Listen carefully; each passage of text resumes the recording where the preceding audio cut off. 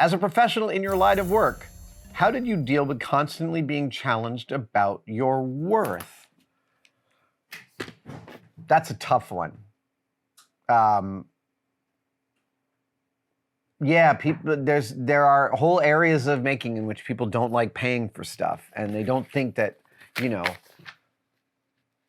stuff costs a lot. Bespoke stuff to get made costs a lot. And a lot of people who approach makers to ask them to build stuff have no idea how much stuff really costs to make. I'm looking around here and trying to think that, like, I have film props in here that I paid, a couple $1,000 for as a film prop from a thing, which sounds like a lot of money. But, like, I'm positive that prop, when it was built, I'm trying to think about what I have here that is this. But, like, I know there are props that I might have paid a couple $1,000s for that the production was charged $10,000 to build. That's a tough one. How do you deal with being challenged about your worth? You're asking a specific question, being challenged about your worth. So someone going, is that really worth that much? And the fact is like, your time is worth money, and your skills you use that time to execute are worth your time, and you should be able to make a living wage working exactly how hard you would like to work at the thing you do well. I believe that is a moral value of culture. I know that's not the way the world works, but, like, I think if I could wave a magic wand, I'd want that to be the truth for everybody. And if you're in a friend group and someone's like, is that really worth the blah, blah, blah that you charge for it? Frankly, if I had a friend who was challenging me on that level, I would consider them less of a friend, because that's pretty crappy. But I think you're mostly talking about clients not wanting to pay. And, man, that's a tough one. You kind of got to build a bulwark to deal with that, and just be, what? Actually, the way to deal with it is really specifically not taking it personally. Everything I'm saying here is around trying to help you realize that you shouldn't take it personally, because it sounds from the question like you might be, which is totally reasonable. I have totally taken being underestimated like that personally in the past, but it's not worth your time to take it personally. It doesn't matter. And frankly, if someone's like, is it really worth that much? And you went, it is. And you are impersonal, unemotional, and you don't care if they even take the job. Because if they don't want to pay you enough, screw their less money. You're not going to take the job, so it doesn't matter. So there's a way in which you can be okay with being challenged on that and not take it personally. Q-tip, my son taught me this. Quit taking it personally. That was an axiom at a place he worked, and I really liked that.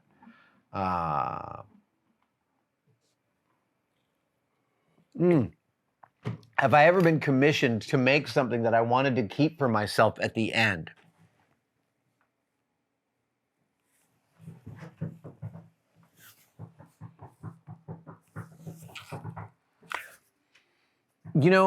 No.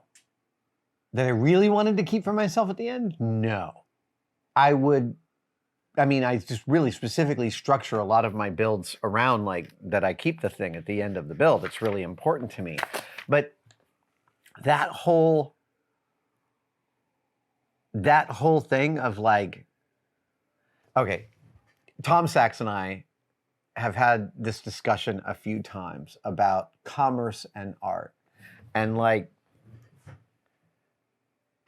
Tom's work has a tremendous amount of beautiful rigor to it. It's why he is who he is. It's why he has the success that he has.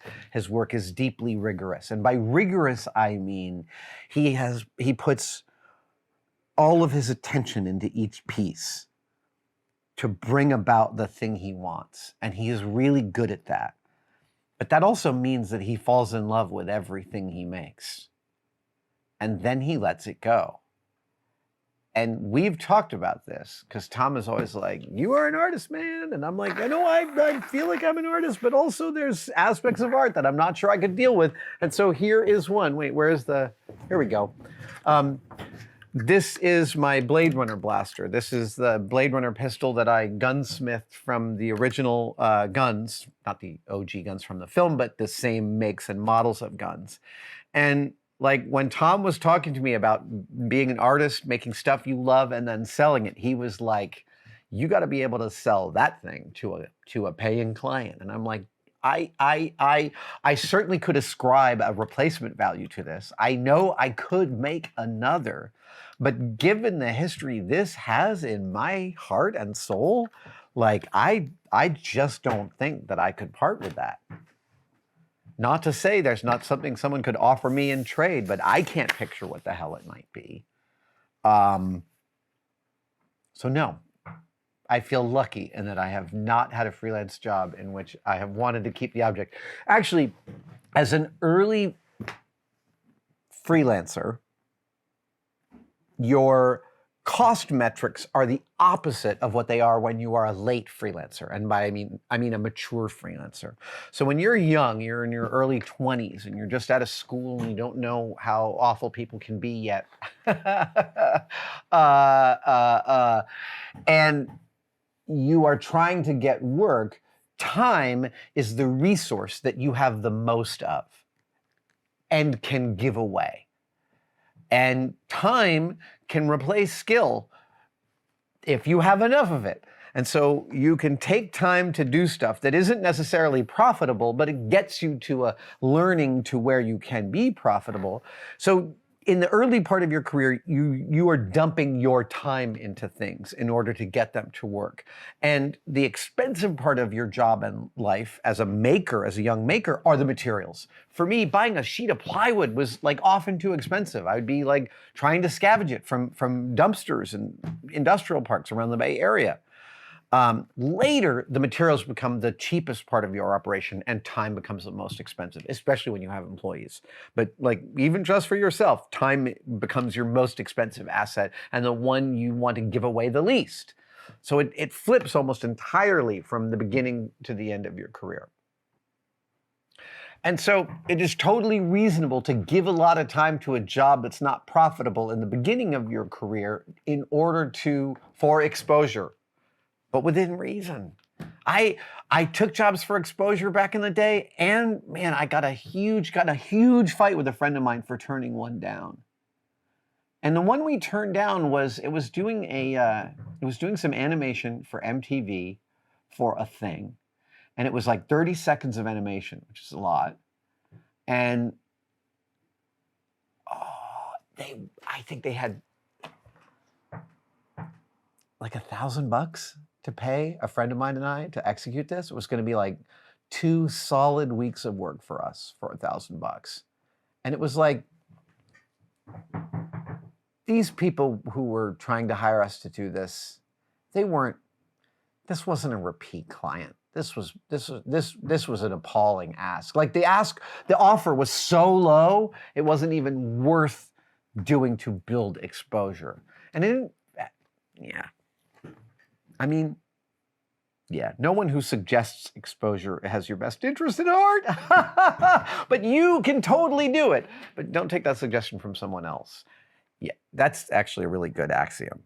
If someone tells you that you should do it for them for the exposure, they can go away. You absolutely can ascertain what levels of exposure are important to you enough to take a gig. Thank you for watching that video. Are you as sick of the tosses to membership as I am? Good, because here's a brand new one that I recorded today and it's nice and short. There are 3 tiers to tested membership and they all offer awesome stuff. Find out about it by clicking the join link below. We'll see you there.